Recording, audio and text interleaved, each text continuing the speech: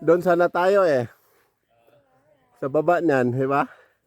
Tapos pupunta tayo dito. Diyan yata yung pinakamaano bro. Diyan ba? Yung pinakamatirik?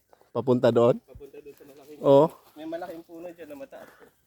Nakapunta na tayo dyan eh. Punta na tayo doon.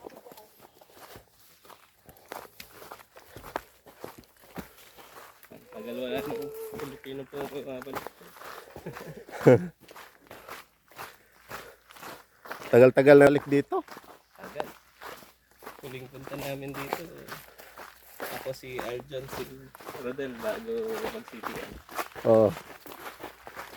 Kailan pa yung CTN na? 2 years ago ba yun? Tagal. Tama na yung landscape. Kaya nung bumalik kami nung summer, Ah, bumalik kami dyan. Kaming tatlo si Alaysa at saka si Cindy. ah. Para hindi ko na sabi ko, grabe ang laki ng pagbabago talaga. Isang ano nga, Yung unang inaakyat natin doon. isang rainy season lang. 'Di ba yung unang inaakyat natin doon may mga sagingan pa.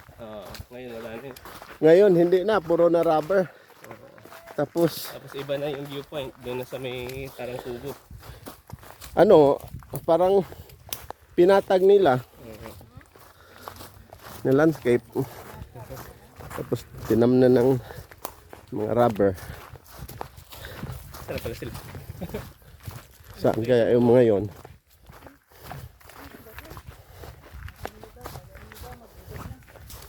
Hintayin naman na. Hintayin naman tayo. Nagkakaliwaan tayo dyan papunta doon sa falls.